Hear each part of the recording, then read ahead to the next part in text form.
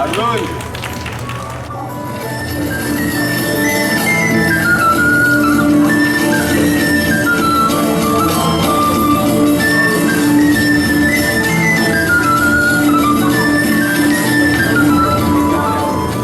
În drumul lor spre cetatea Sucevei, boierii moldoveni dau peste un grup de ardeleeni chiar din Brașov.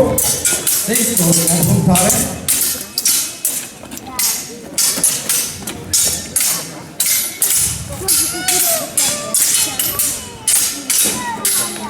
Se părea că în grupul ăsta de brașoveni era un spion, un negustor și el,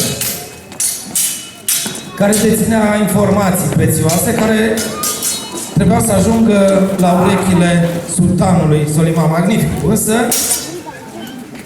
lucrurile nu s-au desfășurat cum sperau negustorii, fiindcă ardenelii sunt înfrânți, iar negustorul, stai să văd dacă e capturat. Da, n-a reușit să fugă, este capturat și dus la cetatea Neamțului, în fața lui Ștefăniță Vodă.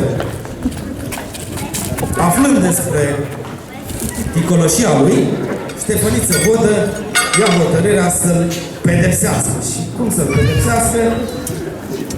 Se aplice 10 lice.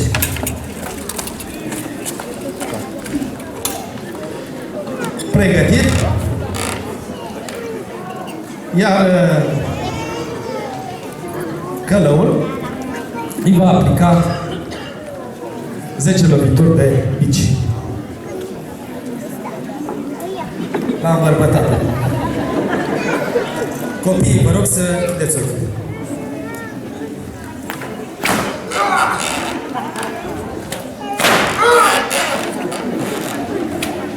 Trei. Puteți număra. 4. Hai. 5.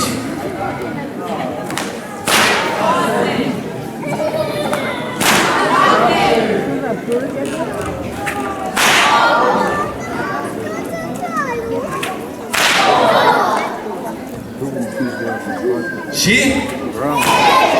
Mai vreți? Stați să întrebăm oștenii lui Ștefăniță. Vedeți dacă mai trăiește. Mai vrea? A început să-i placă. Acum copiii, să știți că a fost o joacă, nu? Nu chiar l-au bătut. Dacă voi pățiți ceva așa acasă, să ne spuneți. Dacă nu, după această bine meritată pedeapsă, pedepsitul va fi luat de acolo și dus în închisoare pentru următoarele 990 de zile. Pericolul nu fusese înlăturat, dându-și seama că armata turcească, mult mai numeroasă, s-a apropiat de cetatea Neamțului. Ștefăniță trimite de data asta un grup puțin mai numeros pentru a ajunge neapărat la cetatea Sucevei, unde Luca Arbore conducea o puternică garnizoană. Ieșind din cetate, moldovenii dau peste un grup de turci. Turcii știau că nu puteau lăsa ca vreunul dintre moldoveni să treacă de ei, pentru că ajungând la cetatea Sucevei, numărul moldovenilor s-ar fi înmulțit, iar asediul ar fi fost îngreunat. Să vedem publicul cu cine ține, cu moldovenii sau cu turcii? Cu turcii?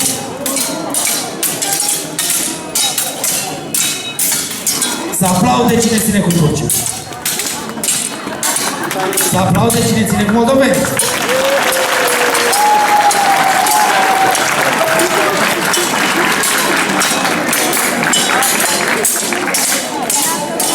Oricum, urmăriți armele pe care le poartă, vedeți diferențele între armele turcești, da? Curbate, și cele ale moldovenilor. Deja doi dintre turci sunt trimiși la Allah.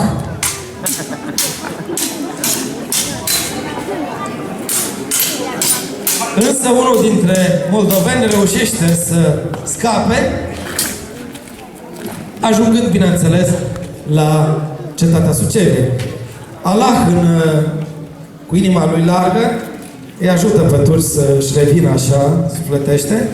Moldovenii vin de la cetatea Suceviei, mult mai numeroși. Haideți să-i aplaudăm!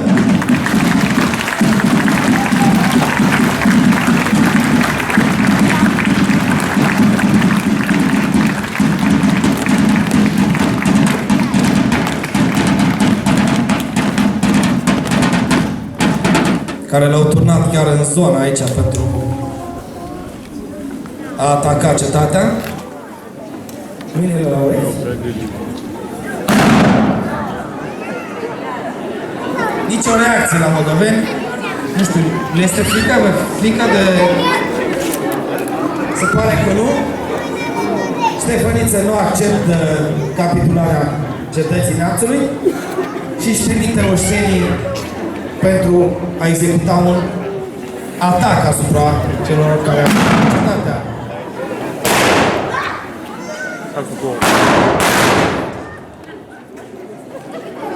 Deja turcii s-au împuținat.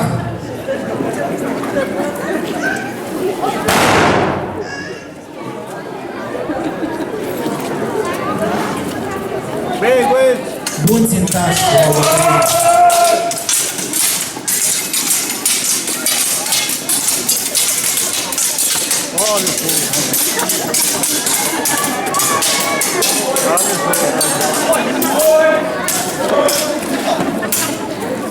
Acest atac a fost câștigat, să vedă, de moldoveni. Ia să numărăm câți turci sunt morți aici. Cine mă ajută? Câți turci au murit? 3 turci. Și câți au mai rămas? 6. Și câți au fost în total? Hai că face și matematică. 9. Bravo!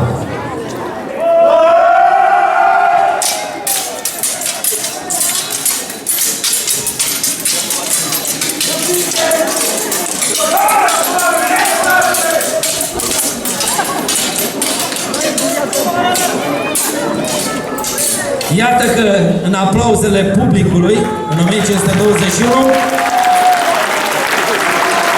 cetatea n-a putut fi cucerită.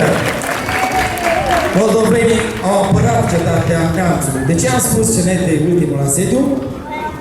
Pentru că 40 de ani mai târziu, fratele lui Ștefăniță Vodă, Alexandru Lăpușneanu, va preda cetatea, din păcate, sultanului Soliman Magnificul, fără luptă.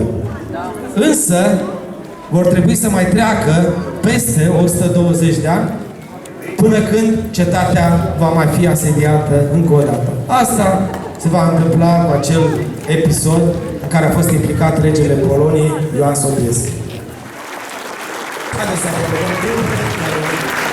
au încercat o mică lecție de istorie vie, să readucă un mic numpei din istoria acestor locuri aici, la cetatea Neamțului. Haideți să vă prezint și trupele. O să încep cu colegii de la Brașov, Terra Ultra Silvana.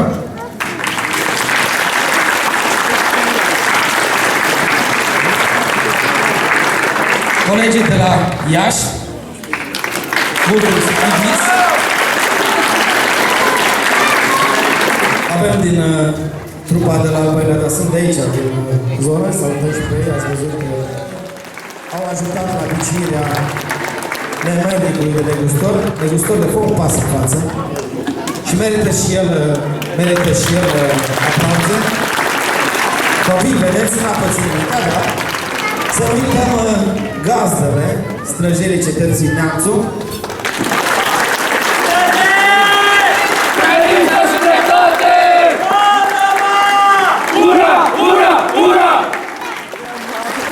Vă mulțumim încă o dată și vă așteptăm la poze aici cu războinici, cu Ștefăniță și cu cei care au dat viața astăzi istorie aici la cetatea Neamțului. Vă mulțumim încă o dată!